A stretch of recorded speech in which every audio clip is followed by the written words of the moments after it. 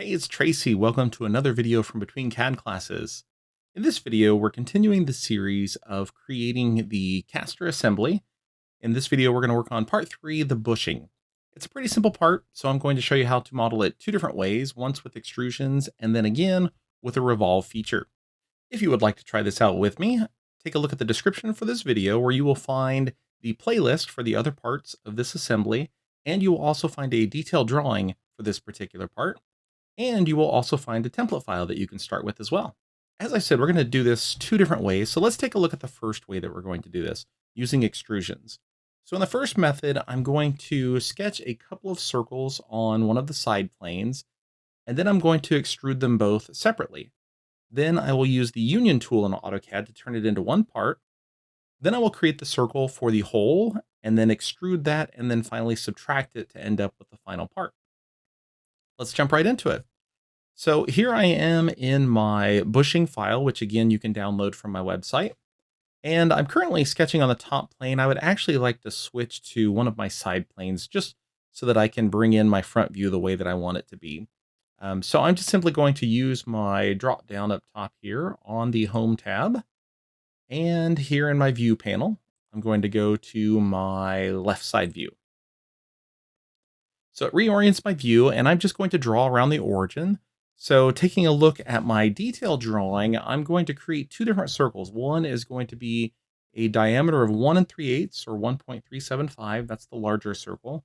And then the second one is going to be a diameter of 7/8 or 0.875. So I will use my center diameter circle here. And for my center point, I'm just going to type in 0, 0 and press enter. And then I will enter in my diameter of 1.375 for the first one, and then enter. And then I'm going to draw the second circle. So once again, I will choose my center diameter. This time I can snap to the center of the one that I already drew instead of typing in 0, 0. And then I'll put in 0.875 and enter. Well, next I want to switch back to my original UCS. So I'm going to select my World Coordinate System button here. And then I will select the home button on my view cube. So you can see that doing this gave me some vertical circles instead of having them laying flat on the top surface. So I'm ready to extrude these. So I'm going to choose my extrude tool. I'll start with the skinnier one here. So I'll select it and press enter. And then taking a look at my detailed drawing, I can see that this is going to be extruded a full depth of 0.85, and the larger circle will be 0.25. So I'll go ahead and enter in my value of 0.85 and enter for this first extrusion. And then once again, I will restart the extrude command, select the larger circle and enter. And then I'll put in 0.25 and enter for this one. So there I have my two extrusions, but they are two separate parts right now.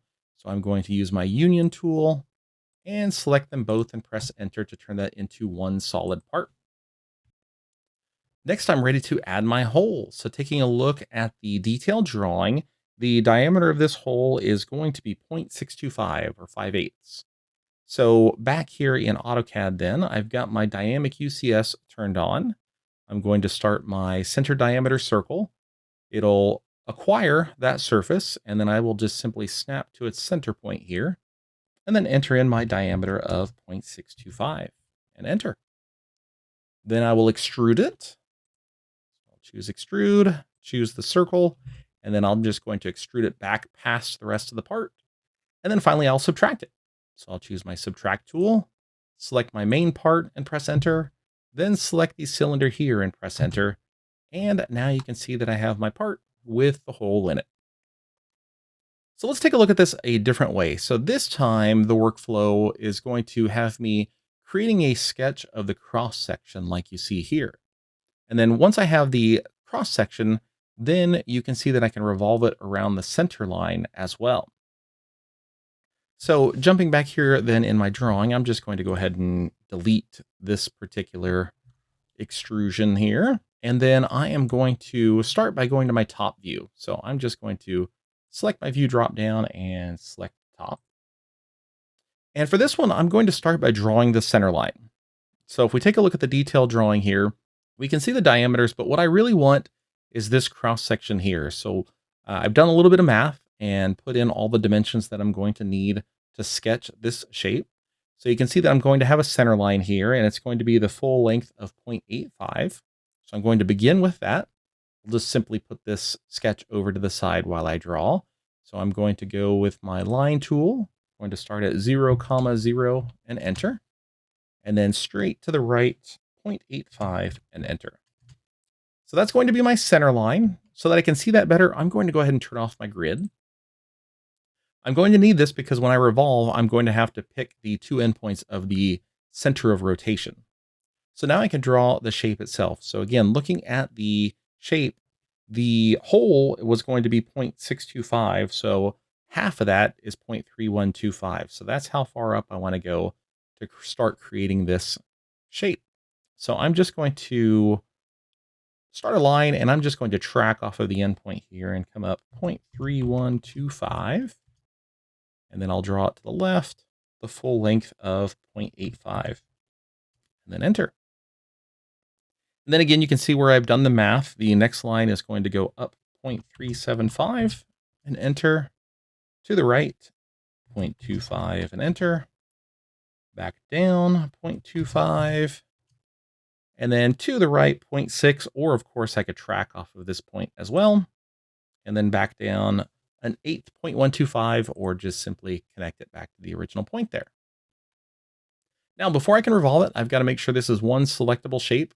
Right now I did these as lines, so I'm going to use my join command, J and enter, or you can select the modify dropdown and select join here.